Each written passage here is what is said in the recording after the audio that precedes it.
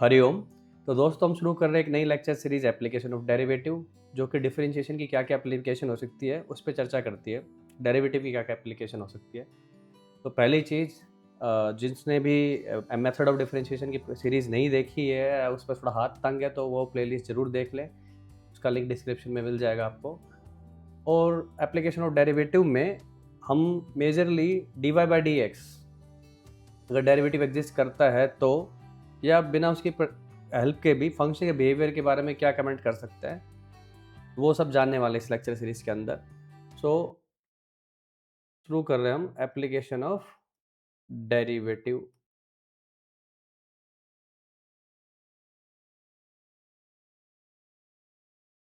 तो जैसा कि आप जानते हैं कि हमारा जो d Y by D x है, that is simply limit delta x tends to zero delta Y by delta x. तो जो भी इस पर्टिकुलर रोटेशन से फेमिलियर है फिजिक्स में, वो जानता है this is basically rate of change of y with respect to x. ठीक है। तो पहले तो मैं आपको सारे एप्लीकेशंस क्या क्या हो सकती हैं उसके बारे में एक ब्रीफ इंट्रो दूंगा, फिर हम इस लेक्चर में हम बात करेंगे रेट ऑफ चेंज और अप्रोक्सीमेशन के बारे में। ठीक है। This is basically rate of change of y with respect to x. तो इसमें जो ये वाला चीज़ है, ये है average rate of change. When delta x tends to zero, this becomes instantaneous rate of change of y with respect to x। ऐसा हमने फिजिक्स में देखा है। तो मोर और लेस इसमें हम क्या करेंगे, आपको या तो x की टाइम रेट दे रखी होगी, आपसे y की रेट पूछी जाएगी।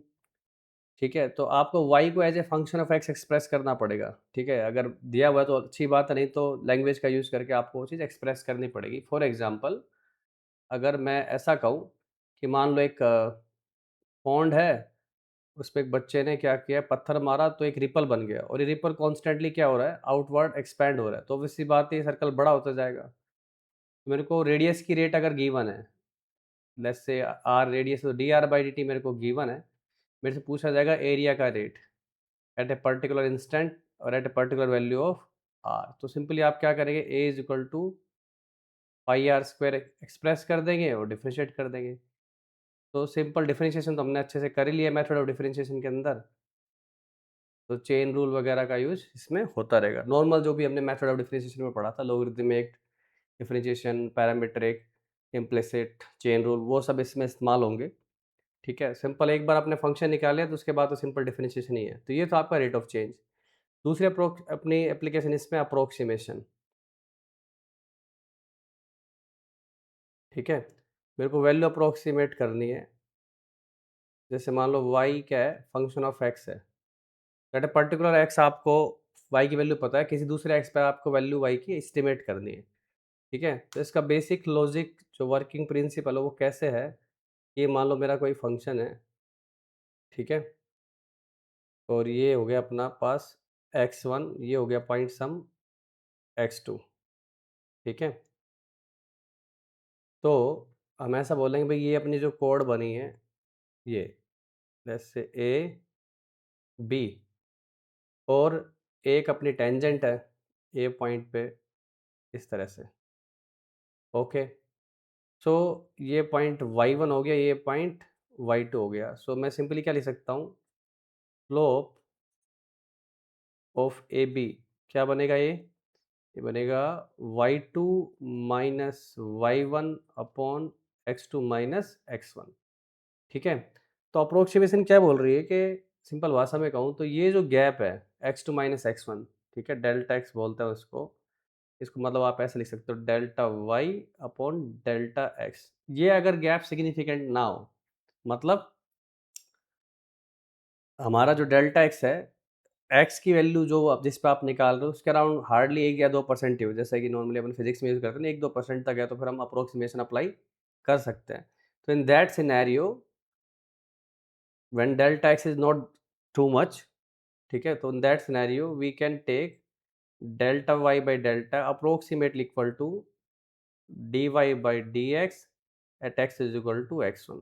मोरलेस मैं ये कह रहा हूँ कि ए कोड ए बी जो है, कोड ए बी का जो है मेरे पास, ये स्लोप इस टेंजेंट के स्लोप के ऑलमोस्ट इक्वल हो जाएगा, अप्रोक्सीमेटली इक्वल हो जाएगा, अगर डेल्टा एक्स ज़्यादा बड़ा ना हो। जैसे सिंपल भाषा में कहो तो मान लो मेरे को अंडर रूट पूछा जा रहा है 25.2 पे, तो मेरे को पता है 25 में आराम से निकाल सकता हूँ, जो कि मेरा वाई 5 हो जाएगा। तो फंक्शन के लिहाज से बोला जाए तो आपका फंक्शन क्या होगा, y is equal to root x, x1 हो गया आपका कितना 25, कंफर्टेबल पॉइंट मान लो। x1 बेसिकली कंफर्टेबल पॉइंट है आपका, जहाँ पे वैल्यू आप आराम से निकाल सकते हो, और x2 क्या है, जहाँ पे वैल्यू मेरे को अप्रोक्सीमेट करनी है 25.2। तो y1 दिख रहा है 5 आ जाएगा, और y2 मेरे को अप्रोक्सीमेटली कैलकुलेट करना है। तो सेम यही चीज़ आप अप्लाई कर सकते हो, y2 minus y1 which is 5 divided by x2 which is 25.2 minus x1 which is 25 approximately equal to D Y by D x. Under root x का d Y by D x क्या होगा, 1/√x। कहाँ पे निकालना है मेरे को, x is equal to 25 पे। तो ये मेरे पास y2 माइनस 5 क्या हो गया, 0.2 इंटू 1/5। ओके, सो y2 आप निकाल सकते हो 5 प्लस 0.04, सो ये 5.04 अपनी क्या आ गई, अप्रोक्सीमेट वैल्यू आ गई किसकी, स्क्वायर रूट 25.2 की। तो इस तरह से अप्रोक्सीमेशन यूज़ किया जाता है। तो इस लेक्चर में मेनली मैं इन्हीं दो एप्लीकेशन के बारे में डिटेल में बात करूँगा। फिर भी मैं आपको एक बार आइडिया दे देता हूँ कि भाई ओवरऑल ये एप्लीकेशन और डेरिवेटिव कैसे वर्क करता है। ठीक है, अब ये देखो अपने पास रेट ऑफ चेंज की बात हो, अप्रोक्सीमेशन की बात हो गई। फिर आता है अपने पास next application, tangents and normal. तो ये भी सब जानते हैं कि d Y by D x ये क्या रिप्रेजेंट करता है, स्लोप ऑफ टेंजेंट। एक पर्टिकुलर पॉइंट में निकालोगे तो क्या रिप्रेजेंट कर देगा, स्लोप ऑफ टेंजेंट। मान लो ये मेरी कर्व है, okay, this is some point x1 and y1। Okay, तो ये हो गई अपनी टेंजेंट t, और ये हो गया अपना इसी पॉइंट पे टेंजेंट के परपेंडिकुलर लाइन क्या बन गई अपनी, ये हो गया अपना नॉर्मल। ठीक है, तो टेंजेंट और ये हो गया अपना नॉर्मल। इनकी इक्वेशन कैसे निकाल है, तो मोरलेस है तो स्ट्रेट लाइन ही। तो स्ट्रेट लाइन की इक्वेशन क्या होती है, y minus y one slope x minus x1। तो m अगर टेंजेंट के लिए निकाल रहे हो तो फॉर टेंजेंट, ये बात आपने ऑलरेडी देखी कि भाई d Y by D x क्या है, at point x1 comma y one, यही क्या होगा अपना टेंजेंट का स्लोप। ठीक है, अब इसमें d Y by D x निकालने के लिए आपको सीधा सा part y as a function of x दे रखा तो इम्प्लिसिट लगा दोगे। ठीक है, अगर पैरामीट्रिक डेफिनेशन दे रखी तो d Y by D x D Y by D t upon d x by D t जैसे करता है, पर्टिकुलर टी पूछेगा तो पुट कर देंगे। लोगरिथम एक इम्प्लिसिट जो भी अपने पास मेथड और डिफरेंशिएशन में पढ़ा था आपने, उसी तरह से आपको d Y by D x निकालना है। नॉर्मल के लिए क्या करना है,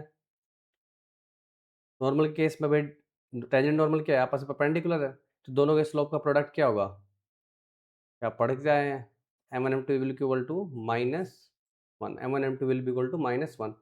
सो अगर टेंजेंट का स्लोप m1 है तो इसका स्लोप m2 क्या हो जाएगा, -1/m1, negative reciprocal. So normal case में मेरे पास स्लोप क्या लेना पड़ेगा मेरे को, minus of d x by d y at x1 y1। Okay, so आपको स्लोप पता लग गया, स्ट्रेट लाइन की इक्वेशन निकालनी है पुट करके यहाँ पे। इस तरह से आप टेंजेंट नॉर्मल निकाल सकते हैं। तो इक्वेशन निकालने की बात आई, जब डिटेल में पढ़ेंगे तो इसके और भी एप्लीकेशन देखेंगे टेंजेंट नॉर्मल में, इसको और कैसे एनहांस किया जा सकता है, पर मोटा मोटी एप्लीकेशन इसी तरह से ही है। नेक्स्ट अगर हम बात करें इंक्रीजिंग डिक्रीजिंग फंक्शन की, ठीक है, इंक्रीजिंग और decreasing behaviour of function, simply इसमें बोलते हैं monotonic behaviour of function. Monotonic का मतलब, मोनो मतलब एक, टोन मतलब बिहेवियर। फंक्शन मोनोटोनिक है कि नहीं, पर्टिकुलर इंटरवल में एक ही जैसा बिहेवियर, मतलब आइदर इंक्रीजिंग और डिक्रीजिंग बिहेवियर की बात कर रहा हूँ मैं। ठीक है, तो हम ये जानते हैं कि अगर मेरा d Y by D x positive है, मतलब rate of change of y with respect to x is positive, that means y is increasing with respect to x. मतलब डेल्टा एक्स पॉजिटिव है तो डेल्टा वाई भी positive ही है आपका, है ना।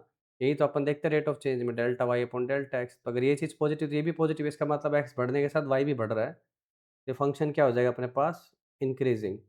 और अगर d Y by D x क्या है, लेस देन जीरो, इसका मतलब डेल्टा एक्स अगर पॉजिटिव है, एक्स बढ़ने के साथ डेल्टा वाई नेगेटिव आ रहा है, इसका मतलब वाई घट रहा है तो फंक्शन कैसा हो गया हमारा, डिक्रीजिंग हो जाएगा। तो इंक्रीजिंग डिक्रीजिंग बिहेवियर के लिए क्या करते हैं, डिफरेंशिएट करो, फिर इंटरवल्स निकालो, कहाँ पे डेरिवेटिव पॉजिटिव कहाँ पे डेरिवेटिव नेगेटिव है, तो उसके बेसिस पे आपको पता लग जाएगा कि फंक्शन इंक्रीजिंग या डिक्रीजिंग है। हालांकि इंक्रीजिंग डिक्रीजिंग होने के लिए डेरिवेटिव का एग्जिस्ट करना जरूरी नहीं है, पर हाल फिलहाल मैं आपसे डेरिवेटिव की डेफिनेशन या एप्लीकेशन ही डिस्कस कर रहा हूँ, तो मैं मोर लेस इसी के बारे में चर्चा कर रहा हूँ। तो इंक्रीजिंग डिक्रीजिंग बिहेवियर हो गया। लास्ट जो हमारे काम की एप्लीकेशन होने वाली, मैक्सिमा मिनिमा एक्सट्रीमा, ठीक है, मैक्सिमा मिनिमा। तो जैसे कि फंक्शन को देखो, एक छोटा सा ये पिक्चर बनाता हूँ आपके लिए, ठीक है।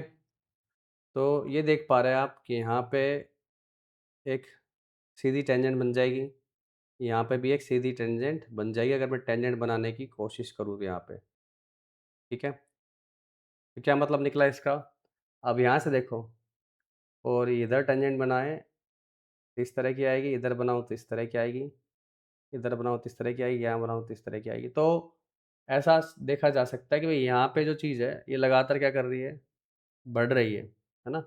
फंक्शन लगातार बढ़ रहा है, अपनी एक मैक्सिमम वैल्यू को अचीव करने के बाद फिर घटने लग जाता है। वो डेरिवेटिव से भी दिखाई देता है, टेंजेंट का स्लोप यहाँ पे पॉजिटिव है, यहाँ पे नेगेटिव है, और इस पर्टिकुलर पॉइंट पे टेंजेंट सीधी होगी मतलब जीरो है।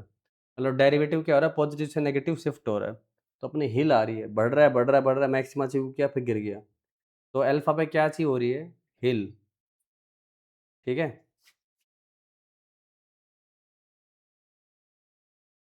HILL, वो तो हील हो जाएगा, ठीक है, हिल। और बीटा पे यहाँ पे स्लोप देखो नेगेटिव, यहाँ पे स्लोप पॉजिटिव, मतलब फंक्शन लगातार गिर रहा था, उसने बॉटम अचीव की फिर वापस बढ़ने लग गया, तो बीटा पे क्या आ गई, वैली, ठीक है।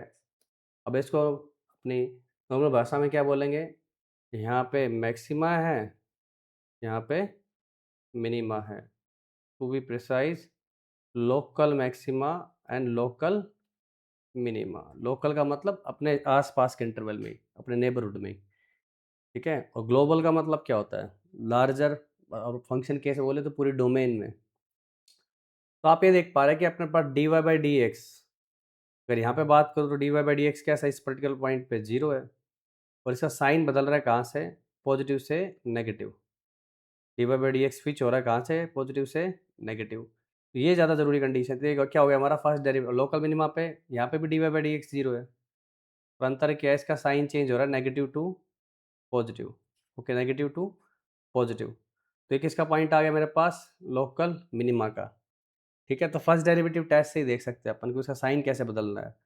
और ये भी ध्यान रखना है कि डेरिवेटिव का सिर्फ जीरो होना काफ़ी नहीं है, उसका मेरे को साइन भी चेक करना होगा, पॉजिटिव से नेगेटिव या नेगेटिव से पॉजिटिव स्विच हो भी रहा है कि नहीं हो रहा। तो इस तरह से मैक्सिमम मिनिमा निकाली जा सकती है।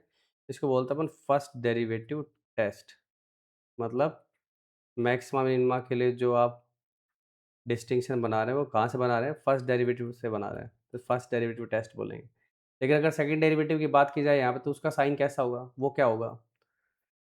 तो मैक्सिमा केस में देखो, डेरिवेटिव वैल्यू स्विच हो रही है पॉजिटिव से नेगेटिव, इसका मतलब D Y by D X maxima के अराउंड क्या कर रहा है, घट रहा है, स्लोप की वैल्यू कम हो रही है लगातार, पॉजिटिव जीरो फिर वापस नेगेटिव होगी, तो मतलब घट रहा है। और कोई भी चीज़ घटती है तो उसकी रेट क्या होती है, अभी थोड़ी देर पहले देखा मैंने, उसका डेरिवेटिव नेगेटिव होगा। तो मतलब अगर मैं अल्फा पे डबल डेरिवेटिव निकालूंगा मैक्सिमा के लिए, तो ये कैसा होना चाहिए, नेगेटिव होना चाहिए। और मिनिमा पे नेगेटिव से पॉजिटिव मतलब डेरिवेटिव बढ़ रहा है, और कोई चीज़ बढ़ती है तो उसकी रेट कैसी होती है, पॉजिटिव, ठीक है। तो बेसिक बात होगी मिनिमा और मैक्सिमा को लेकर डेरिवेटिव के एप्लीकेशन में। हालांकि एक हायर डेरिवेटिव अपन सेकंड डेरिवेटिव के एप्लीकेशन भी पढ़ती हैं, कि सेकंड डेरिवेटिव क्या डिसाइड करता है ग्राफ के अंदर फंक्शन के बिहेवियर में, कॉनकेविटी, ये कॉनकेव अप है, ये कॉनकेव डाउन है। तो तुम देख सकते हो इसी के अंदर बीटा पे देखो, बीटा के अराउंड ये क्या है, कॉनकेव अप, और यहाँ पे क्या है, कॉनकेव डाउन, फेसिंग मतलब कॉनकेव डाउन, नीचे की तरफ कॉनकेव है, इधर ऊपर की तरफ कॉनकेव है। तो आप देख सकते हैं कि भाई अगर ये डेरिवेटिव क्या आता है, डबल डेरिवेटिव पॉजिटिव, तो कॉनकेविटी ऊपर की तरफ रहेगी, और डेरिवेटिव नेगेटिव तो कॉनकेविटी नीचे की तरफ रहेगी। और जहाँ पे जीरो हो गई, तो वो पॉइंट किसका होगा, उसको बोलते हैं point of inflection, point of inflection. तो डबल डेरिवेटिव जहाँ जीरो हो वहाँ पॉइंट ऑफ इन्फ्लेक्शन आएगा, ऐसा भी कोई ज़रूरी नहीं है।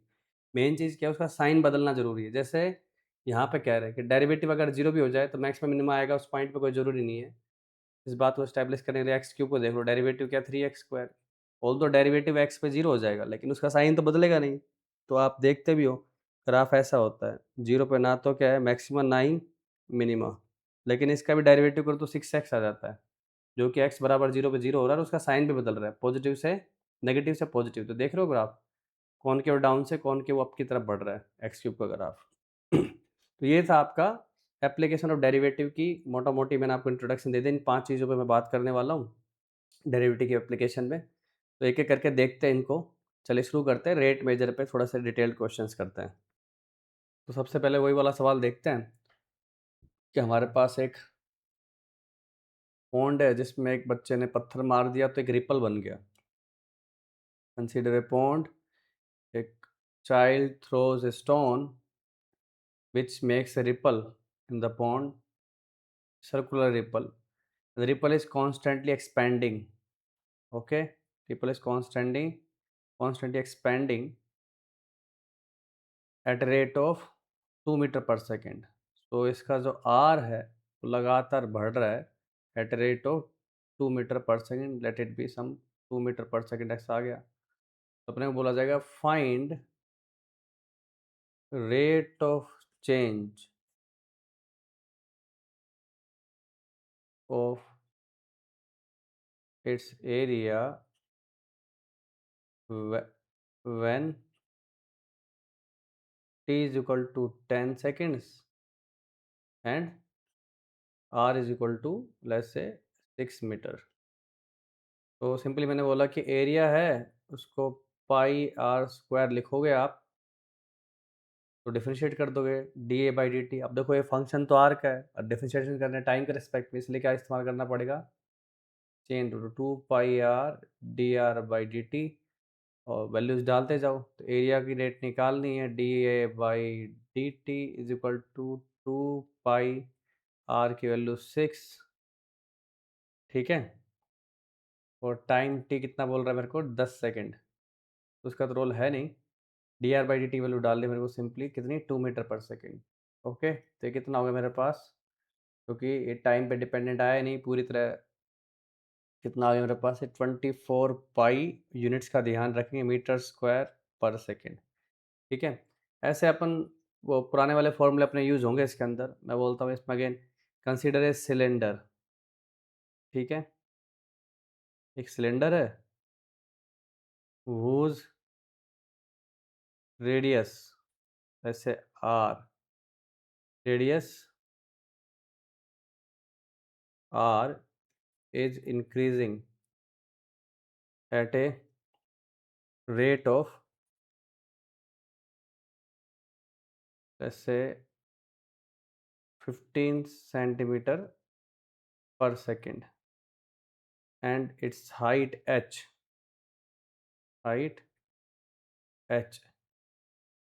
is decreasing at a rate of 10 centimetre per second, ठीक है। तो कोई भी रेट अगर डिक्रीज हो गई तो ले मतलब इसमें क्या गिवन अपने को, D R by D T ये है +15 सेंटीमीटर पर सेकेंड, और D H by D T ये है अपने पास -10 सेंटीमीटर पर सेकेंड। तो ये बात समझ गए, कोई चीज़ घट रही है तो नेगेटिव लेनी, बढ़ रही है तो पॉजिटिव लेनी है, ठीक है। अब सिंपल सा सवाल, find rate of change of its total surface area and volume when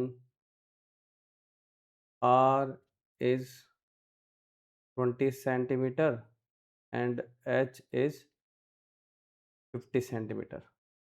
okay, तो सिंपल इसमें क्या करें, टोटल सरफेस एरिया मेरे से पूछा है और वॉल्यूम, तो उसका लिखो आप, टोटल सरफेस एरिया का फॉर्मूला क्या होता था, ठीक है। तो टोटल सरफेस एरिया को अपन मान लो एस से लिखते हैं।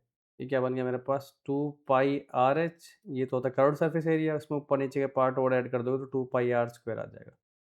सिंपल, अब डिफरेंशिएशन करना है आपको। ds/dt क्या आ गया, 2π बाहर निकाल दे तो कांस्टेंट है, r/h प्रोडक्ट रूल लगेगा, r dh/dt plus h dr/dt, simple product rule, plus R square का 2r dr/dt, easy. Values put कर दो। r दिया मेरे पास कितना 20, dh/dt दिया -10, h दिया कितना 50, dr/dt दिया मेरे को +15, r का वैल्यू दिया हुआ मेरे को कितना 20 और dr/dt दिया हुआ है +15। तो इसको सोल्व कर लोगे तो अपने को सेंटीमीटर स्क्वायर पर सेकंड में एरिया का आंसर आ जाएगा। नेक्स्ट चीज़ क्या, वॉल्यूम। तो वॉल्यूम क्या है भाई सिलेंडर का, πr²h। Okay, πr²h।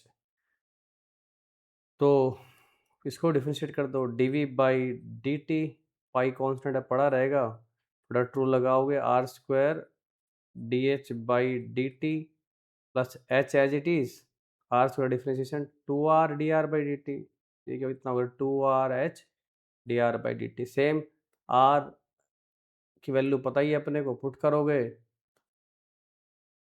20² into dh/dt -10 plus 2r20h की वैल्यू 50 और ये dr/dt मेरे पास कितना है +15। ठीक है, तो इसको भी सोल्व कर लोगे तो सेंटीमीटर क्यूब पर सेकंड में आपको आंसर यहाँ से भी मिल जाएगा। ठीक है, सिंपल डिफरेंशिएशन है। मान लो ये कौन ही होता, अब मैं आपसे पूछता कि भाई के इसके कर्व्ड सरफेस एरिया का निकालो रेट, मतलब जो भी डाटा रिक्वायर्ड है वो दे देता आपको। ठीक है, कर्व्ड सरफेस एरिया की रेट ऑफ चेंज निकालना है मेरे को, इसका रेट ऑफ चेंज क्या होगा। तो एमओडी पढ़ा हुआ अपने ऑलरेडी, मेथड ऑफ डिफरेंशिएशन, तो इसमें ज़्यादा कुछ नहीं है, सिंपल लिखो। इसका कर्व्ड सरफेस एरिया कितना होता है अपने पास कौन के केस में, एस इज इक्वल टू होता है πr/l। एल क्या होती है स्लांट हाइट, एल गिवन नहीं है तो स्लांट हाइट कैसे लिखोगे, √r² प्लस h²। तो डिफरेंशिएशन आपने खूब अंडरस्टैंड तरीके से किया है, बस इसमें प्रैक्टिकल एप्लीकेशन है तो वर्ड्स में कंफ्यूज होने का डर रहता है, तो उससे घबराना नहीं है। सिंपल जैसा बोला जा रहा है फंक्शन लिखो, डिफरेंशिएट कर दो। पाई को बाहर निकाल लेता हूँ, फिर प्रोडक्ट रूल लगा देते हैं इन दोनों में एक साथ, देखना आप कैसे कर रहा हूँ। ये क्या हो गया मेरे पास dr/dt, जो एक्सप्रेशन है ना, into √r² plus h² as it is plus r as it is. अब अंडर रूट वाली क्वांटिटी का डिफरेंशिएशन करेंगे तो क्या आएगा 1/2 अंडर रूट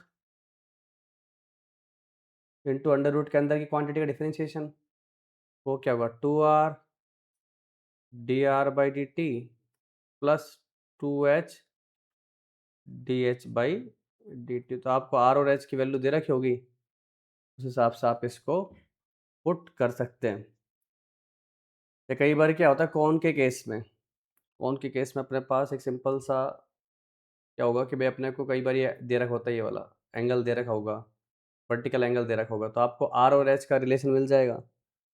खाली आर गिवन होगी तो उससे एच निकाल सकते हो।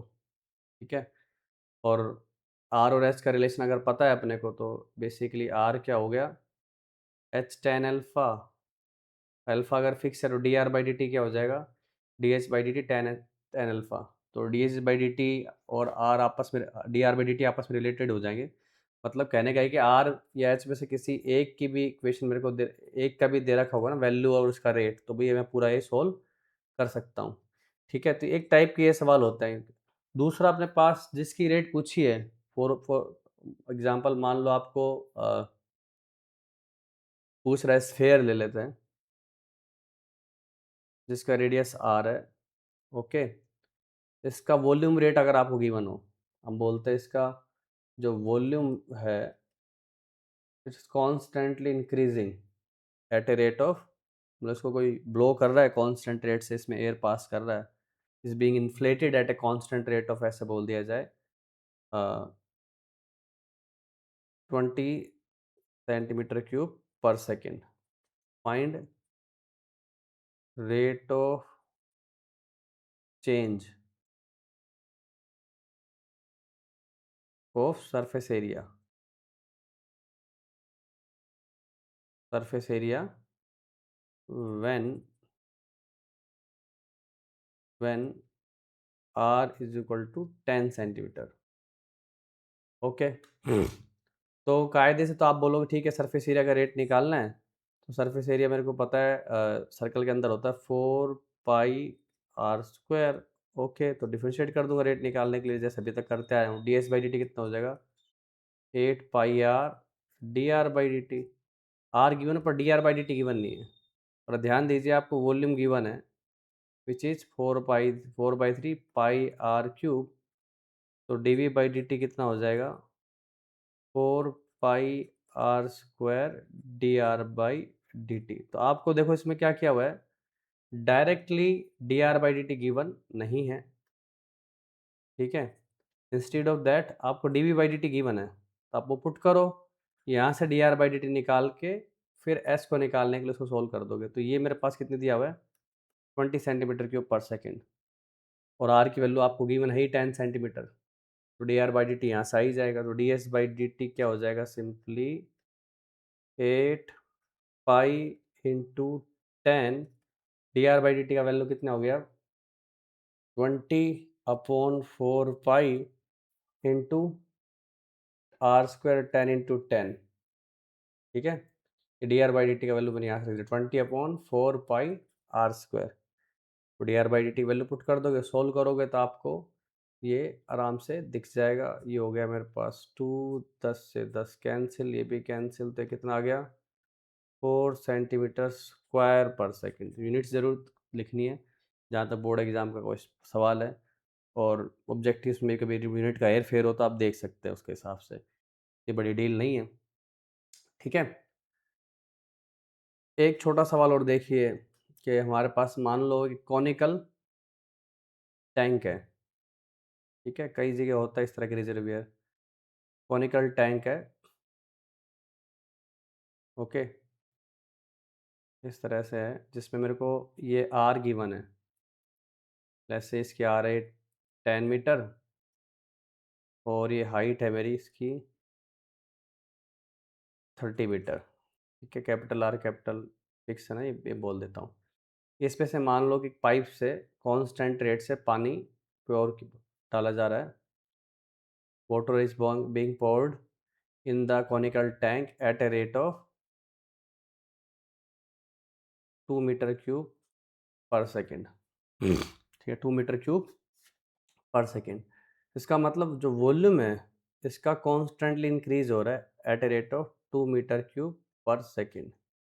मेरे को निकालना है find rate of increase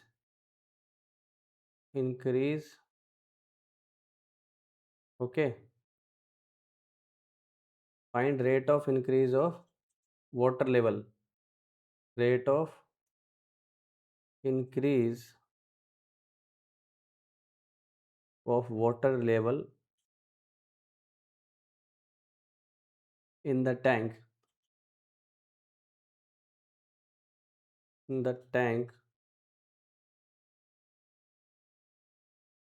when h is equal to 15 metre. मतलब ये जब ये आधा भर चुका होगा उस टाइम पे रेट, ये वाटर लेवल किस रेट से इंक्रीज हो रहा होगा। तो मान लो किसी भी इंस्टेंट में मैं ये h बोलता हूँ, ठीक है, और इसको बोलता हूँ r। तो बेसिकली इस क्वेश्चन में आपसे पूछी जा रही है ds/dt, ये क्या होगा, ठीक है। अब इसमें देखोगे अपने को आर के बारे में कोई इन्फॉर्मेशन नहीं है उस इंस्टेंट पे क्या होगी। कैपिटल एच के बारे में पता है, स्मॉल एच 15 दे ही रखिए, पर छोटू आर उस टाइम पे क्या होगी, छोटू आर की रेट क्या होगी, इसके बारे में कोई इन्फॉर्मेशन नहीं है। तो जैसा कि मैंने पिछले सवाल में बताया था कि हमें रिलेट करनी पड़ेगी, ठीक है, उस हिसाब से इसको देखेंगे। तो वॉल्यूम मेरे को पता है क्या कितना होता है 1/3 पाई आर स्क्वायर एच। ठीक है, तो D we by D t पाई/3 को बाहर छोड़ दिया जाए तो ये कितना हो जाएगा 2r/h D are by D T plus R square D H by D T. ठीक है, R square D H by D T. Okay, so D H by D T निकालना है, एस की वैल्यू 15 दे रखा है, तो इसमें ध्यान से देखो आप, ये ये एक ट्राइंगल बन रही है, दूसरा एक ट्राइंगल और दिखा देता हूँ, ये भी एक ट्राइंगल बन रही है। दोनों ट्राइंगल क्या आपस में सिमिलर है कि नहीं? तो इनके रेशोस साइड के कॉरस्पॉन्डिंग साइड्स के रेशो क्या होंगे, बराबर होंगे। तो हम आराम से लिख सकते हैं R upon capital R is equal to small R upon capital H. ठीक है, base upon base, height upon height. So R ये कितने होगी मेरे पास 10, एच 15 दे रखा है, एक्चुअल एच 30 है कैपिटल। तो बेसिकली आर कितनी आ गई मेरे पास 5 सेंटीमीटर, 5 मीटर, मीटर में दे रखा है यूनिट। ऑब्वियस सी बात है कि रेशो सेम रहता तो हाइट आधी हुई है तो रेडियस भी आधी हो ही जाएगी। और दूसरा इनका रेशो लगाना चाहो, आर और एच का रिलेशन निकालना चाहो, तो मेरे पास capital R by H into H, so R is basically 1/3 of height. So यहाँ से रेट भी पता की जा सकती है, d are by D t कितना होगा 1/3 of d H by D t. तो ये सब आप रिप्लेस कर दोगे ना तो अपने को अच्छा खासा मिल जाएगा यहाँ पे। So d we by D T is equal to पाई/3 टू आर का वैल्यू 5 हो गया, एच का वैल्यू 15 हो गया, d are by D t की value 1/3 of d H by D t हो गई, प्लस आर का वैल्यू 5 आया था तो 25 हो गया, D H by D T मेरे को निकालना ही है। और D we by D T अपने को कॉन्स्टेंट दिया हुआ किस रेट से 2 मीटर पर क्यूब पर सेकेंड से पानी इसमें पोर किया जा रहा है, डाला जा रहा है इसके अंदर। तो सोल्व कर लेना आप। ये हो गया मेरे पास 5 पचम 25 यानी 50 और 25 75, तो पाई/3 into 75 d H by D t equal to 2। Solve किया तो कितना हो गया 25। तो d H by D t कितना आ गया 2/25, 25 25 पाई सेंटीमीटर पर सेकेंड। ठीक है, इस तरह से कर सकते हैं। और दो सवाल देखते हैं रेट मेजर पे ही, तो और क्लैरिटी आ जाएगी आपको। ये देखो एक लैंप पोस्ट है, पार्क में लगा हुआ है। लैंप पोस्ट जानते हैं आप, लगातार रोशनी किरणें चारों तरफ निकल रही हैं इससे। एंड ए मैन, ठीक है, क्या कर रहा है, ये वॉक कर रहा है कॉन्स्टेंटली आगे की तरफ, मतलब लैंप पोस्ट दूर जा रहा है। तो मैं ऐसा कह रहा हूँ, a man is walking away from the lamp post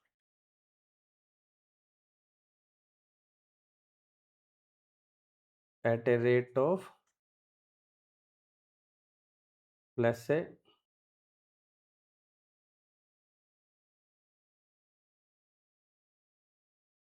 2 metre per second. ठीक है, मैं सोच रहा 10 मीटर पर सेकेंड हूँ, 10 मीटर पर सेकेंड से उसेन बोल्ट को भी बीट कर देगा ये तो। ठीक है, चलो 2 मीटर पर सेकेंड की रेट से कॉन्स्टेंटली वॉक कर रहा है अवे फ्रॉम इट।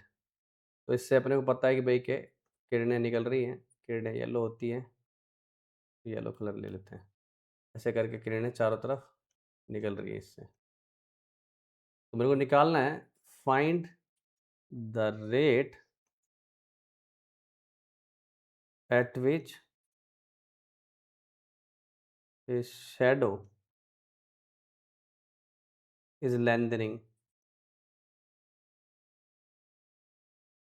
ओके, आपको पता है कि भी हम जितना दूर जाएंगे लाइट सोर्स से उतनी हमारी शैडो की लेंथ बढ़ती जाएगी। और बिल्कुल जैसे सन का देखते हैं ना, सन थोड़ा सा ऐसे एंगल पे होता है तो शैडो लंबी आती है, बिल्कुल सिर पे आ जाए तो शैडो छोटी हो जाती है। तो यहाँ पे सन की पोजीशन या लाइट सोर्स की पोजीशन तो हमने फिक्स कर दी है, ऑब्जेक्ट की पोजीशन को चेंज कर रहे हैं। तो आप देख सकते हो कि भाई के यहाँ पे अगर मैं ऐसे शैडो कैसे आएगी, शैडो बनती क्यों है? क्योंकि आपने रेस का पाथ ऑब्स्ट्रक्ट कर दिया। तो ये जो आपका हिस्सा होगा, कौन सा वाला? ये वाला, ये पूरा शैडो होगा। ये शैडो की लेंथ हो गई, लेट्स से वाई, ठीक है? और मैन दूर जा रहा है, तो इसका मतलब ये जो चीज़ है वो बदल रही है, ये डिस्टेंस लगातार बदल रही है। ओके, तो ये मेरा हो गया यहाँ से यहाँ तक वाई, ये हो गया एक्स। लैम्प पोस्ट की हाइट ले लेते लेट्स से 6 मीटर, और मैन की हाइट ले लेते 1.5 मीटर। तो अब देखो मेरे को D x by D T given है, which is 2 metre per second, और मेरे को शैडो की लेंथ किस रेट से इंक्रीज हो रही है वो निकालनी है, मतलब D Y by D T निकालना है। तो एक्स वाई को मेरे को रिलेट करना पड़ेगा। तो आप देख सकते हो इसके अंदर क्या बन रहा है, सिमिलर ट्राइंगल, ये वाला ट्राइंगल और ये पूरा बड़ा ट्राइंगल कंप्लीट, ठीक है? ये पूरा यहाँ से यहाँ तक की जो भी है, तो इसको रिलेट करोगे, इसका बेस वाई और बड़ी वाली का बेस एक्स प्लस वाई, ये ध्यान रखना है, सिर्फ एक्स नहीं लेना है। इसकी हाइट 1.5/6, तो ये कितना आ गया मेरे पास, y is equal to 4y is equal to x plus y, so 3y is equal to x, तो 3 times d Y by D T is equal to d x by D t. तो d x by D t आपको दे रखा 2 metre, तो shadow किस rate से बढ़ रही है भाई, किस रेट से लेंथनिंग हो रही है उसकी, D Y by D T is equal to 2/3 metre per second. Okay, कौन से रेट से आदमी चल रहा है, कौन से रेट से इसकी शैडो बढ़ रही है, ना तो ये एक्स पे डिपेंड कर रही है, ना वाई पे डिपेंड कर रही है, ना टाइम पे डिपेंड कर रही है, तो सीधे सीधे इसको लिखा जा सकता है, ठीक है? एक और एग्जांपल ले लेते हैं, फिर ये और अच्छे से क्लियर हो जाएगा। मतलब बेसिकली फिजिकल सिचुएशन को आपको डिस्क्राइब करना है इक्वेशंस की फॉर्म में, आप चाहे जितनी सिचुएशन क्रिएट कर लो। अब आप मान लो कि मेरे पास एक क्या है, एक सर्कुलर ट्रैक है, ओके, सेंटर हो गया इसका, और एक वॉल बना देता हूँ यहाँ से, इसको टच करते हुए, ठीक है?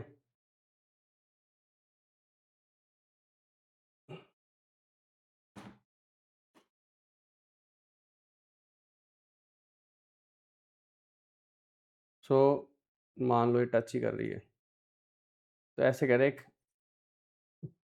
एक मान लो हॉर्स है, वो लगातार दौड़ रहा है सर्कुलर ट्रैक पे, हॉर्स इज रनिंग, हॉर्स या मैन जो भी लेना चाहो, is running around the track,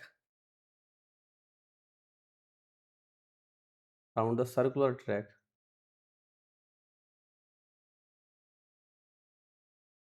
इसकी कुछ रेडियस ले लेते हैं, ऐसे इसकी रेडियस मान लेता हूँ सर्कुलर ट्रैक की 50 metre, okay, at a rate of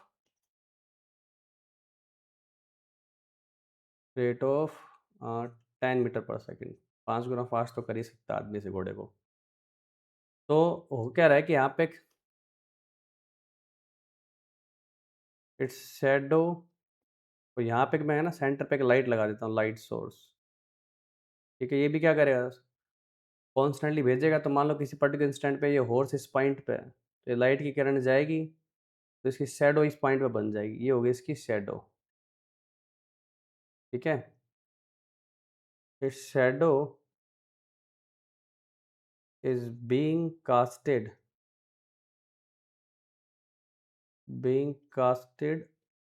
on a tangential screen.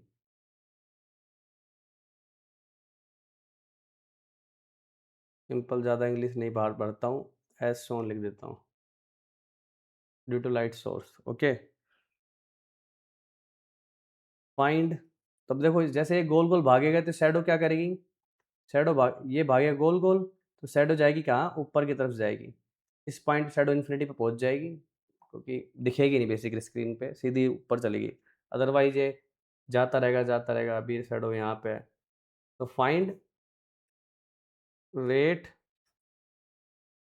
Eight which shadow is travelling, shadow is moving when, angle दे देता हूँ आपको, theta, when theta is 60 degree, okay. तो अपने को देखो क्या है, आर दे रखी फिक्स, और इस इंस्टेंट पे मैं बोल रहा हूँ ये है मेरा वाई।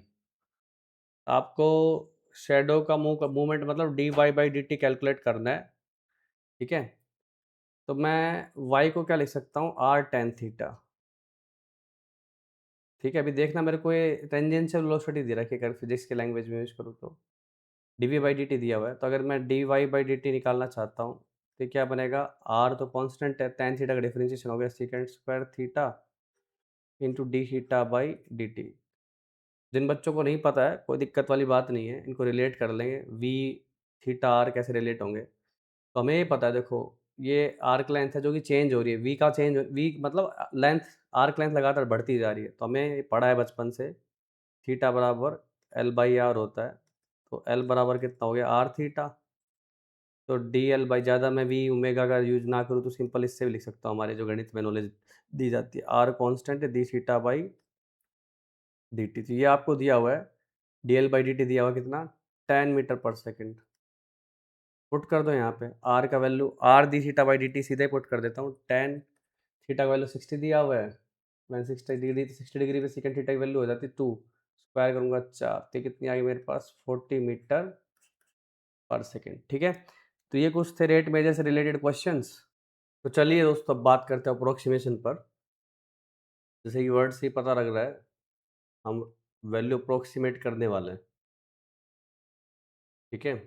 अब देखो अप्रोक्सीमेशन हम कब कर, अप्रोक्सीमेट कर मतलब ये कि आप जो एग्जैक्ट आंसर है उसके आसपास ही है, with in the acceptable error limits, ऐसा अपन फिजिक्स में भी वर्ड यूज करते हैं।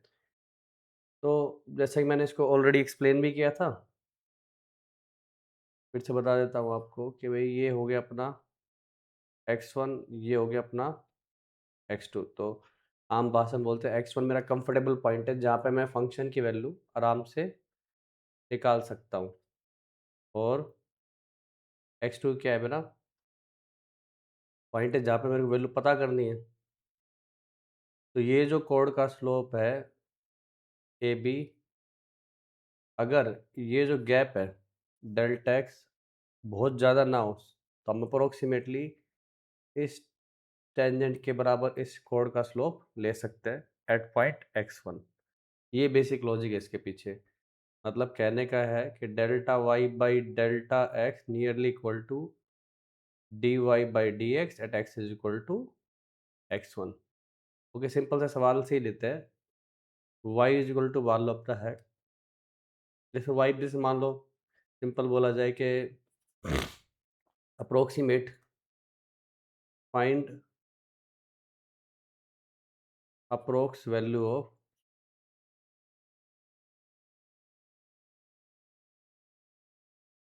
32.4 रेज टू पावर 3/5। अब 32 पावर 1/5 तो साफ दिखाई देता है कि अगर 32 होता तो पावर 1/5 पे 2 आ जाता, और पावर 3 करने से फिर 8 आ जाता। तो नज़र आ रहा है मेरे को कि इसमें फंक्शन क्या लिया जाएगा, y is equal to X raise to power 3/5। Comfortable point आपका x1 इज इक्वल टू 32 हो जाएगा, x2 हो जाएगा आपका कितना 32.4, और 32 पे वैल्यू आ रही है y1 की पुट करने पे 8, है कि नहीं। y2 raise 32 raise to power 3/5 calculate कर सकते हो आप, और y2 मेरे को अप्रोक्सीमेट करना है। तो y2 minus y1 divided by x2 minus x1 nearly equal to D Y by D x. D Y by D X करो, इसका पावर आगे एंड एक्स रेस्ट पावर जो भी है उस पर माइनस में किया, सिंपल डिफरेंशिएशन का रूल लगाया तो आया कितना 2/5, और ये कैलकुलेट होगा x is equal to how much 32 पे। ओके, तो y2 की वैल्यू निकलेगी, y1 रख देते हैं यहाँ पे 8,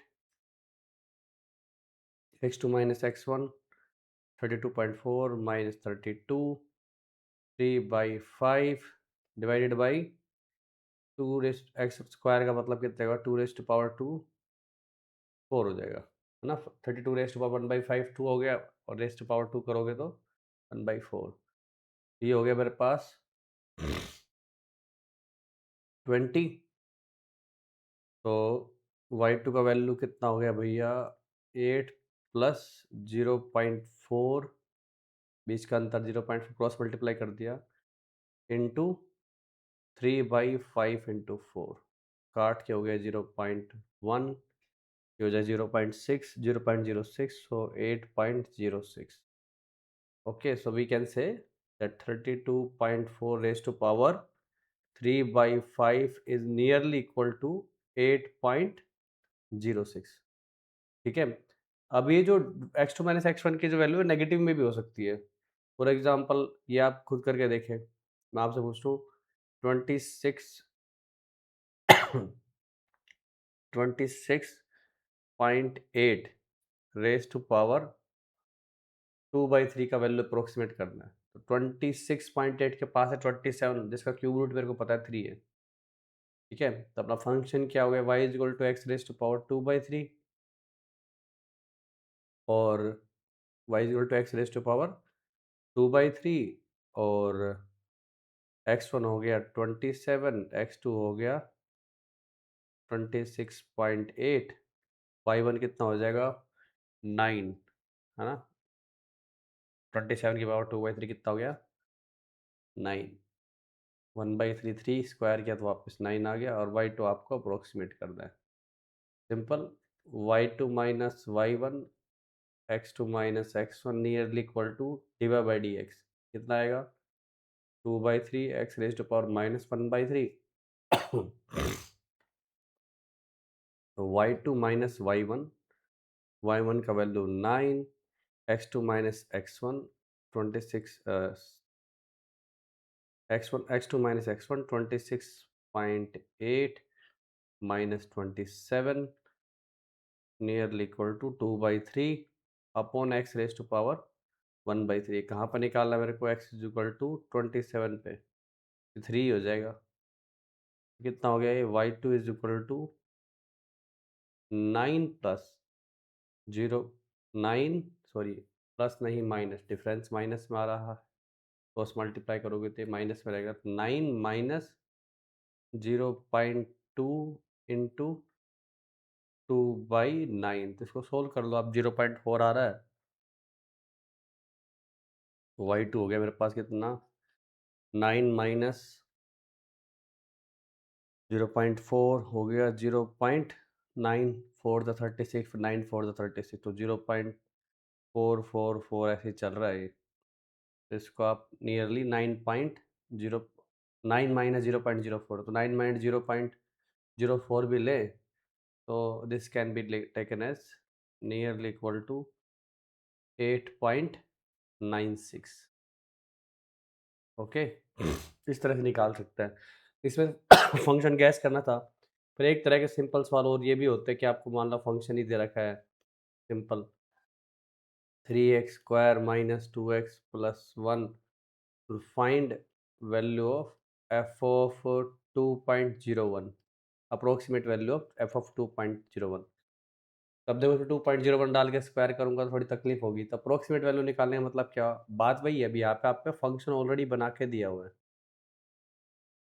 वहाँ पे अपन वैल्यू देख के सोच रहे क्या फंक्शन है, यहाँ पे एक्सप्लिसिटली गिवन है पहले से, तो और ज़्यादा आसान हो गया। तो x1 का वैल्यू मेरे को पता, 2 पे वैल्यू निकालना ज़्यादा आसान है, x2 का वैल्यू को 0.01, y1 का वैल्यू आप पुट करके निकाल लो इसके अंदर, तो 2 स्क्वायर 4 3 जा 12 माइनस 4 8 प्लस 1 9 हो गया, और y2 का वैल्यू अप्रोक्सीमेट अपन निकाल लेंगे सेम तरीके से, आएगा सब आप आराम से कर सकते हैं। तो y2 minus y1, x2 minus x1 की वैल्यू 0.01 है, नियरली इक्वल टू डिफरेंशिएशन किया तो कितना हो गया 6x माइनस 2, और ये वैल्यू निकालनी है मेरे को कंफर्टेबल पॉइंट जो कि 2 है। ठीक है, तो 6 दूनी 12 माइनस 2 कितना हो गया मेरे पास 10, तो y की वैल्यू सीधा लिख देता हूँ, y2 की value 9.1, nearly equal, approximate value कितनी आई 9.1। ठीक है, फिर कुछ एरर से रिलेटेड सवाल भी होता है, हालांकि इनका डेरिवेशन आपने लोगरिथम का यूज़ करके एरर फिजिक्स में किया हुआ है, पर अपन यहाँ पे भी देख सकते हैं। जैसे मान लो मेरे को बोला कि भाई के परसेंटेज एरर इन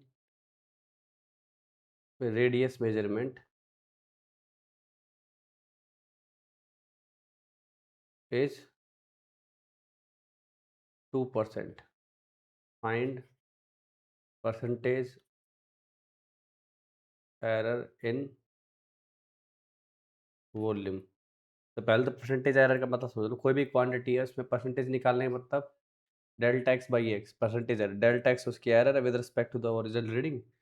इसको 100 से मल्टीप्लाई कर दोगे तो इसको क्या बोलते हैं अपन, परसेंटेज एरर। ठीक है,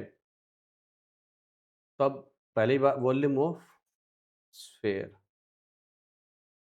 मेरे को पता है वॉल्यूम ऑफ स्फेयर कितना होता है, 4/3 पाई आर क्यूब। तो ऐसे फिजिक्स में एक सिंपल सा रूल होता है, जब बच्चे पढ़ते हैं एरर एनालिसिस में, कोई भी क्वांटिटी जैसे वी है तो उसमें X raise to power alpha, Y raise to power beta upon Z raise to power gamma ऐसा होता है, तो डेल्टा वी बाई वी लिख देते हैं वो लोग, alpha delta X by X, beta delta Y by Y, minus gamma पर एरर हमेशा ऐड होती है डेल्टा जेड बाई जेड। तो वो लोग लेके निकालते हैं, लोग का डिफरेंशिएशन पता है आपको।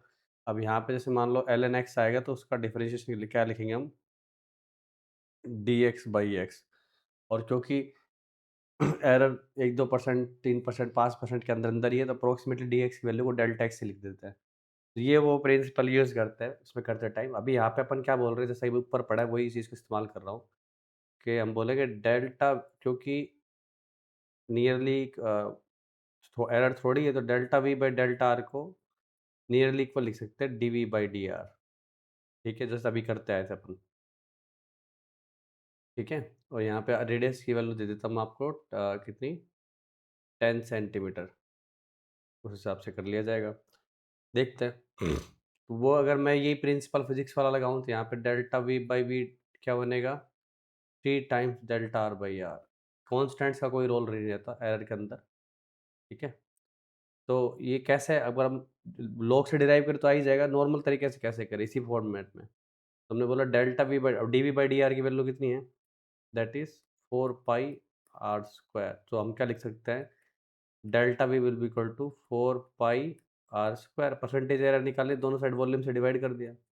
अब वॉल्यूम क्या है, 4 pi are square, 4/3 pi r cube into यहाँ पे डेल्टा आर पी आएगा, क्रॉस मल्टीप्लाई किया था इसको यहाँ से, इंटू डेल्टा आर। अब देखो क्या बन गया ये, 4 पाई से 4 पाई कैंसिल, आर स्क्वायर से आर स्क्वायर भी कैंसिल, तो delta V by V is equal to 3 times delta R by R. अब बोथ साइड 100 से मल्टीप्लाई कर दो, तो डेल्टा वी बाई वी दिखाई दे रहा है 6% एरर। ओके, तो ये थे कुछ अप्रोक्सीमेशन के और रेट मेजर के सिंपल सिंपल क्वेश्चन, जिससे कॉन्सेप्ट की अंडरस्टैंडिंग बढ़े। अब कुछ अच्छे सवाल देखिए। सिंपल सा एक सवाल है, spherical iron ball.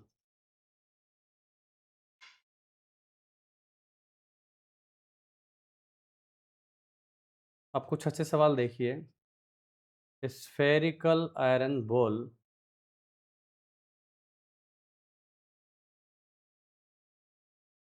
Okay, ball of radius 10 centimetre, ठीक है, coated with layer of ice. अब ये क्या बहुत फेवरेट टाइप है, जेई मेंस में काफ़ी बार पूछा गया है, coated with layer of ice. ठीक है, ऑफ यूनिफॉर्म थिकनेस, मतलब एक स्फेरिकल बॉल है, उस पर आपने क्या किया, ऐसे गोल गोल करके यूनिफॉर्म थिकनेस के साथ आइस के एक लेयर चिपका दी है। ठीक है, अब आयरन बाउल पे कोट किया तो ऑब्वियस सी बात है पिघलेगी। Thickness melts that melts at a rate of 50 centimetre cube per second. ठीक है, find rate at which thickness is decreasing, thickness is decreasing decreasing when it is 5 centimetre. ठीक है, एक सिंपल सा सवाल, ये मान लो अपना आयरन का स्फेयर मान लेते हैं, ठीक है। स्फेयर जैसा तो नहीं लग रहा है ये, तो मैं स्फेयर बना के ही मानूंगा। चलो देखिए, लाल ले लेते बिल्कुल। एक आयरन का स्फेयर है, ठीक है, बन गया बढ़िया स्फेयर। इसके ऊपर अपने लगा दी एक लेयर आइस की, ठीक है। ये आइस की लेयर मान लो हाल फिलहाल के लिए, जो कि अपनी क्या कर रही है भाई, constantly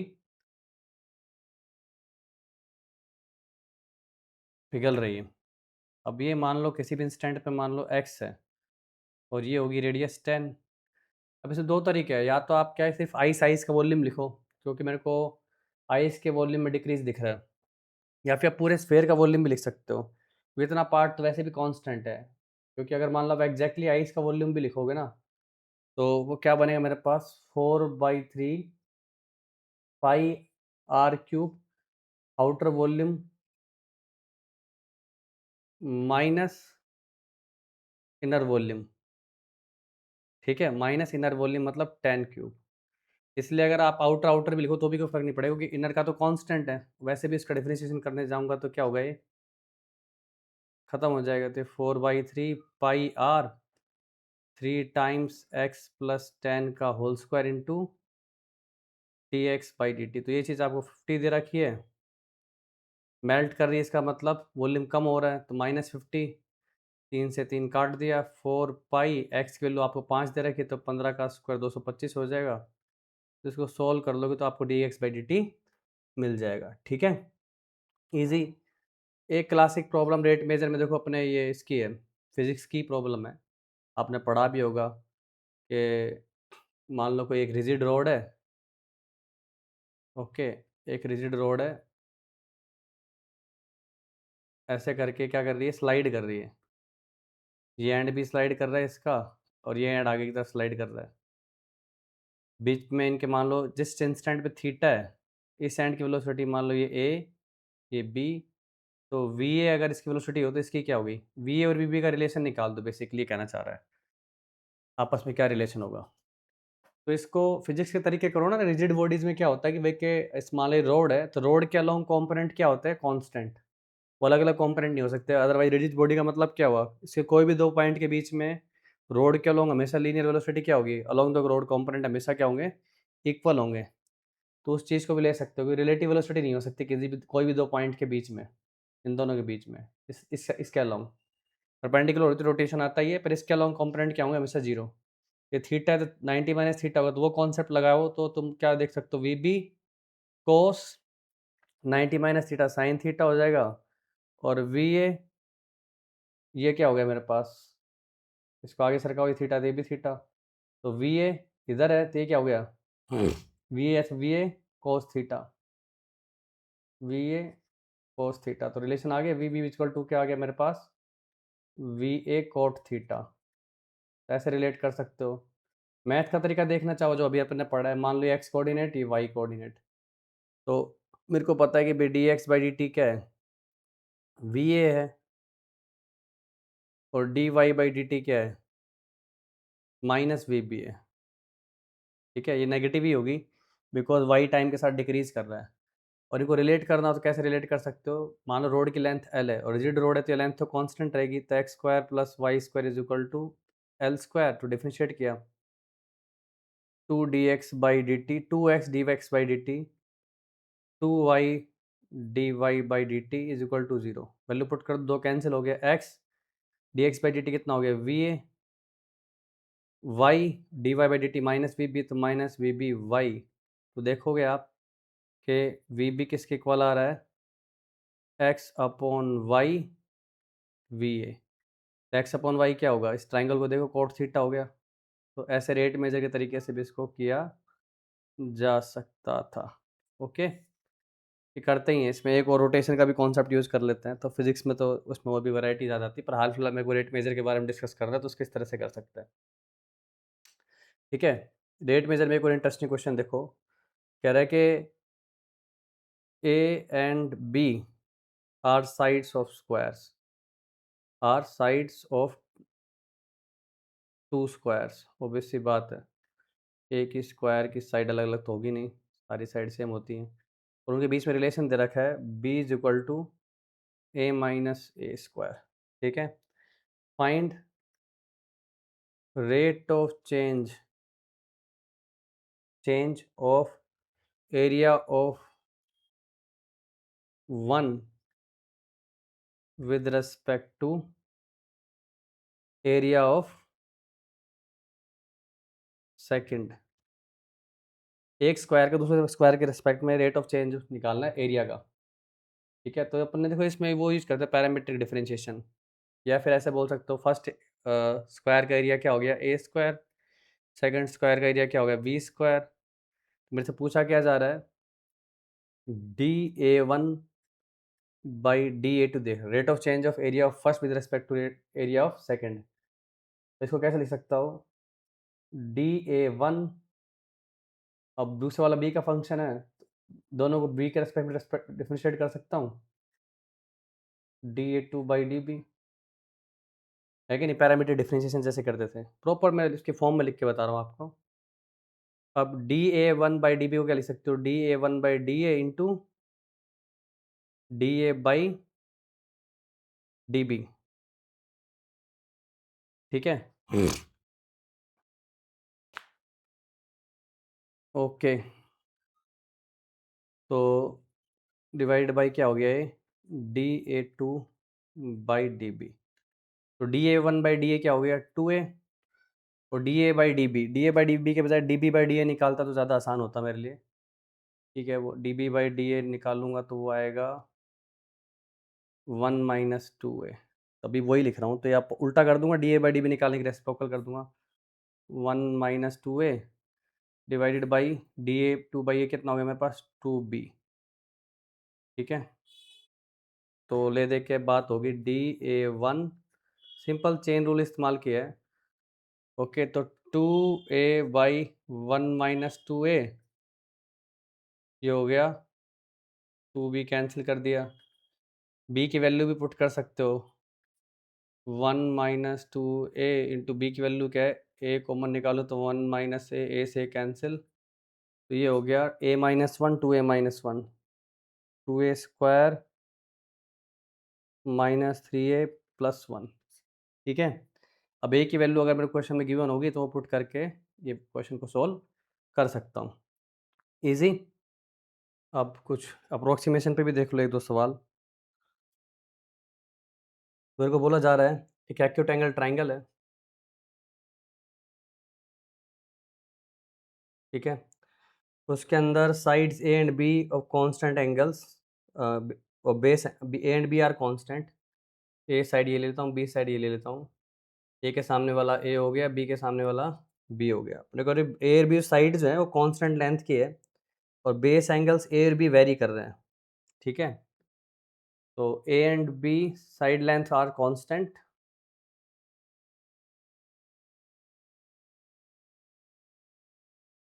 A and B are variable. अपने को एक्सप्रेशन प्रूव करनी है। अगेन देखो, डिफरेंशियल का यूज है, अपने प्रूव करना है D A upon square root A square minus B square sine square A, just a minute,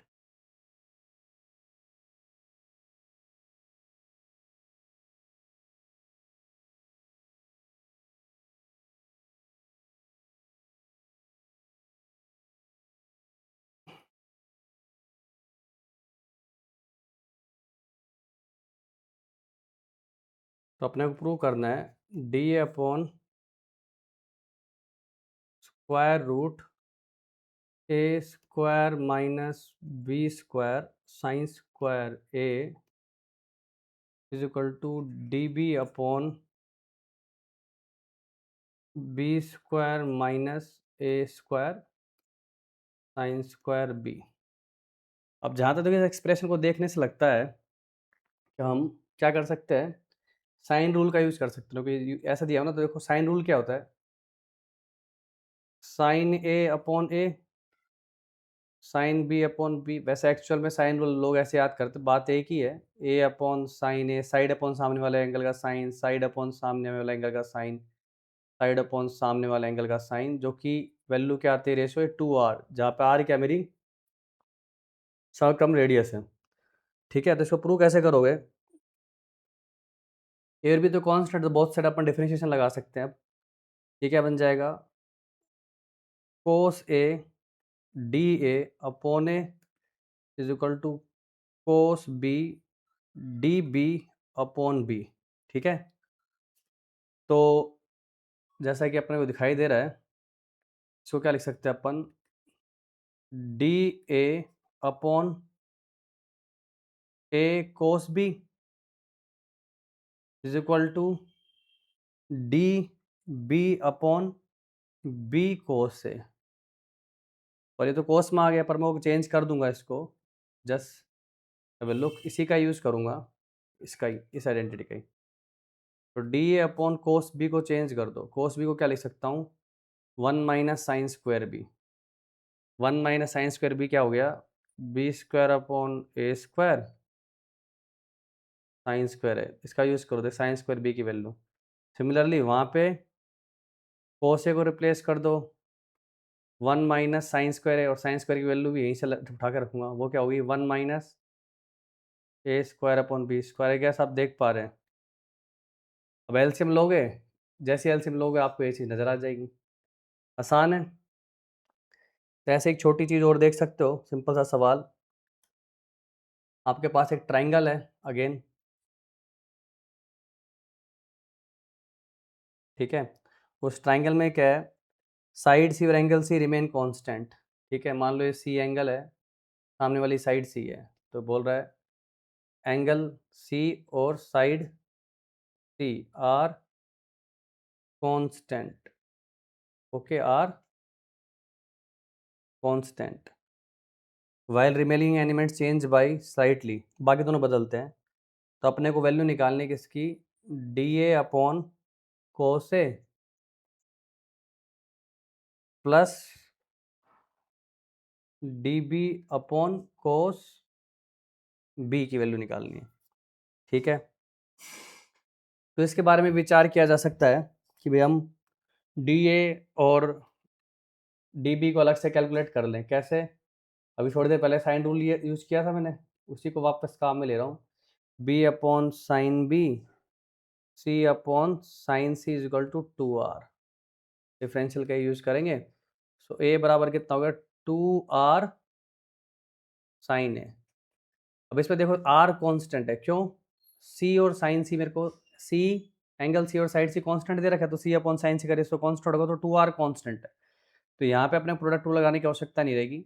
ये इसमें कंक्लूड करना जरूरी है कि इस इन्फॉर्मेशन से मेरे को क्या पता लग रहा है कि 2r की वैल्यू कांस्टेंट है। Okay, so both side differentiate करके डिफरेंशियल लिखा तो कितना होगा, 2r cos a dA। Simple अपन जब डिफरेंशिएट करते हैं ना, d small a by d capital A करोगे तो लिख के डी ए उधर सरका सकते हो आप। ठीक है, फर्स्ट ऑर्डर डेरिवेटिव में हम इस तरह से तोड़ के आगे मल्टीप्लाई कर सकते हैं। सिमिलरली आप डी बी भी निकाल लोगे, डी बी क्या आएगा, 2r cos b d capital b. तो मेरे से जब पूछा जा रहा है मैं लिख लेता हूँ, ये क्या बन गया, d A upon cos a plus d B upon cos b. तो इस चीज़ की वैल्यू इन दोनों इक्वेशन से उठा के रखो, ये क्या बनेगी, 2r to R D B, तो 2r कॉमन निकाल लूँ, ये बन गया d a plus d b. अब इसकी वैल्यू कहाँ से निकाल लें, अब याद करो एंगल्स में रिलेशन क्या है, ए प्लस बी प्लस सी क्या होता है मेरे पास, पाई, तो ए प्लस बी क्या हो गया, पाई माइनस सी, तो d a plus d b, pi constant c b constant, ऐसे क्वेश्चन, तो ये जीरो हो गया, इसका मतलब यहाँ पे डाल दो तो ये जीरो आ जाएगा, तो ये वैल्यू कितनी आएगी भाई, सपाट जीरो आ जाएगी। ठीक है, ये था आपका अप्रोक्सीमेशन।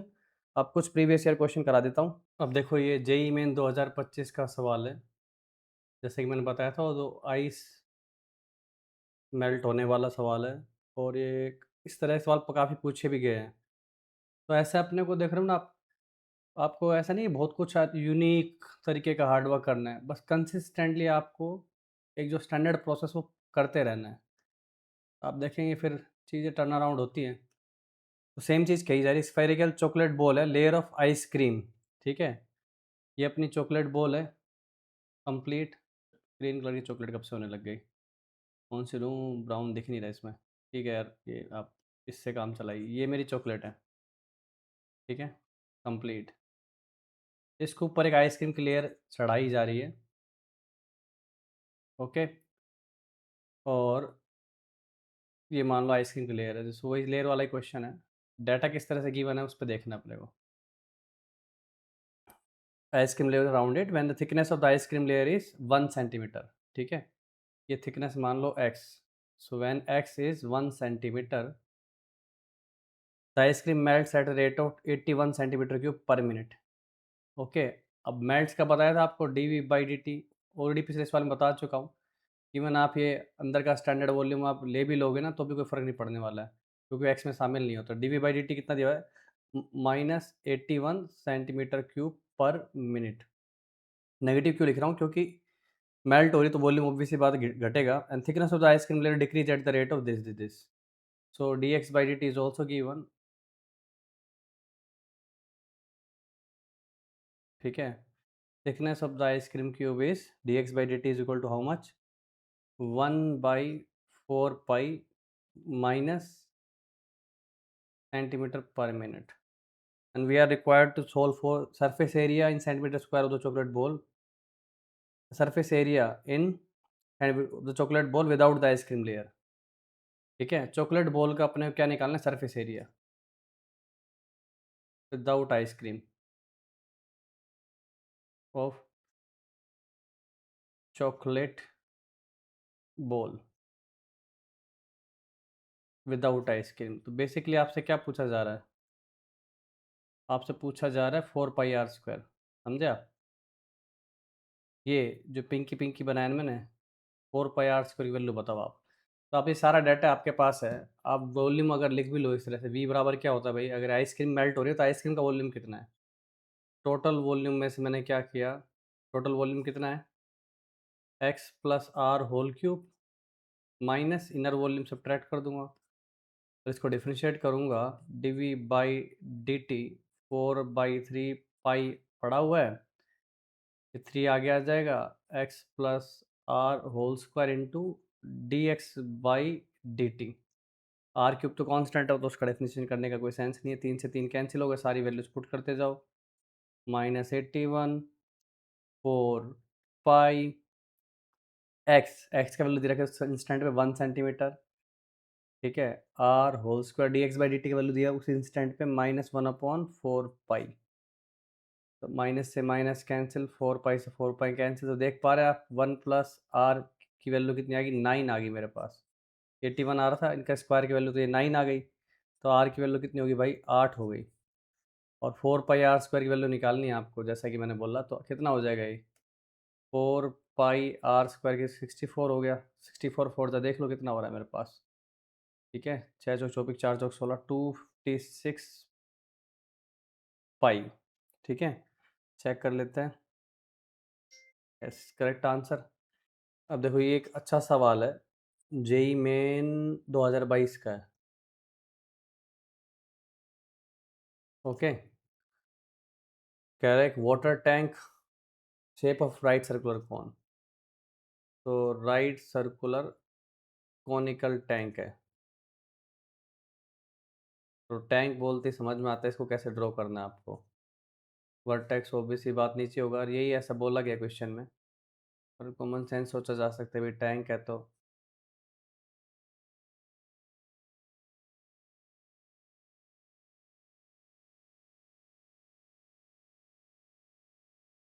ऐसे करके टैंक बना देता हूँ एक अच्छा सा, कि काम चला लेना जैसे भी बन रहा है भाई। और इसमें ऊपर से कहा जा रहा है वर्टेक्स, और इसका एक सेमी वर्टिकल एंगल दे रखा है, तो वो मैं यहाँ पे ड्रॉ कर देता हूँ।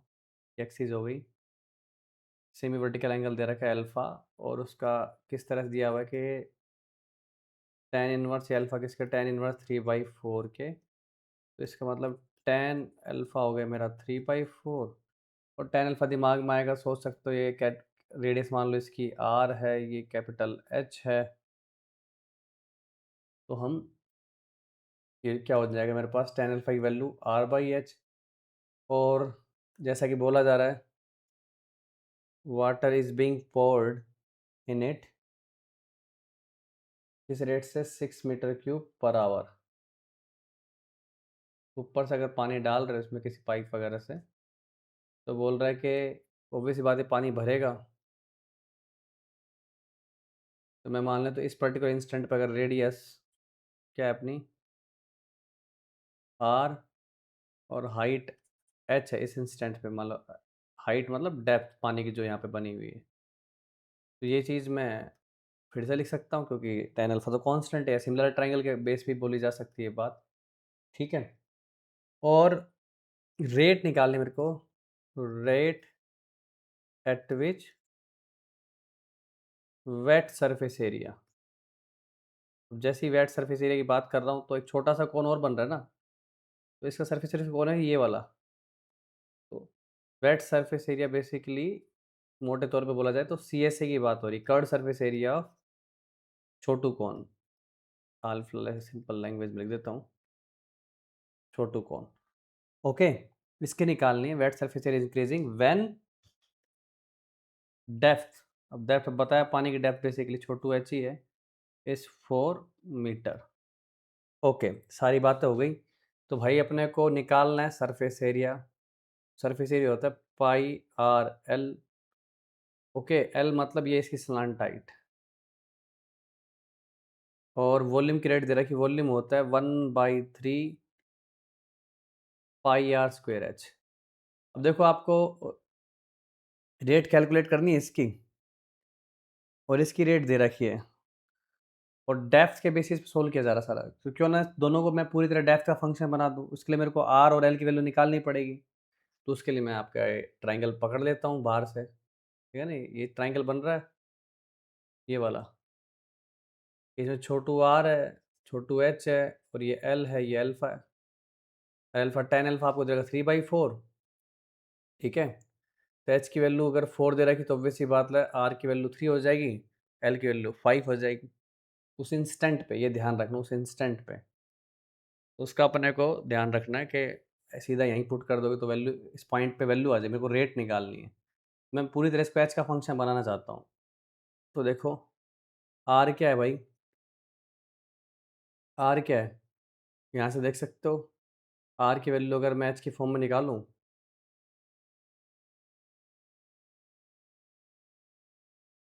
आर की वैल्यू होगी कितनी है मेरे पास, 3/4 H यहाँ से, ओके।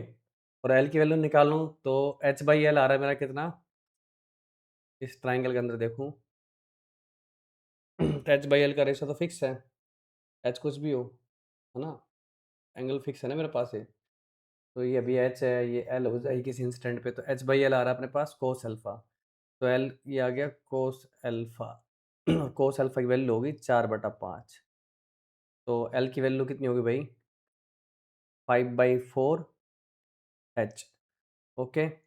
सो ये मैंने निकाल दिया, एस आ गया मेरे पास 3 मतलब 15π/16 H², तो DS/dt जो कि आपको पता करना है वो क्या हो जाएगा, ये कट जाएगा 15/8 पाई DH/dt, अब DH/dt कहीं से पता करो, उसके लिए यहाँ पे निवारण कर रखा है 1/3 पाई, आर को क्या लिखा था भाई 3/4 H, तो ये हो गया 9/16 इंटू H² आएगा तो H³ हो जाएगा, कोई समस्या नहीं है, तो यहाँ से dV/dt निकाल दूँ मैं, देख रहे हो बस रिप्लेस करते जाना, पूरी तरह इसका फंक्शन बना दे रहा हूँ, ताकि हालांकि मेरे को चैन रूल वगैरह या प्रोडक्ट रूल लगा के कर सकता था, पर सिंपल बनाओ जितना हो सके सवाल को, तो ये कितना होगा भैया मेरे पास, 3 काट के पहले रख दूँ, और फिर 3 आएगा मेरे पास, और तो हो जाएगा ये 9π/16 H² DH/dt, अब देखो आपको 6 दिए हुए, dV/dt कितना दिया हुआ है, 6 दिया हुआ है, ओके। 6 दिया हुआ है और एच का वैल्यू दिया हुआ 4, तो 4 का स्क्वायर तो कितना होगा 16। एच का वैल्यू कितनी है 4, फिर कट गया एच स्क्वायर, तो d H by D T value कितनी आ गई, ये हो गया 3, ये हो गया 2, D H by D t हो गया 2/3 पाई। कितना आ गया भाई यहाँ से d H by D t आ गया मेरा कितना 2/3 पाई। पुट कर दो यहाँ पे 15/8 इंटू पाई 2/3 पाई। पाई से पाई कैंसिल, 3 5 जा हो गया, 2 4 जा हो गया, ये कितना आ गया 1.25। ठीक है 1.25 चेक कर लेते हैं।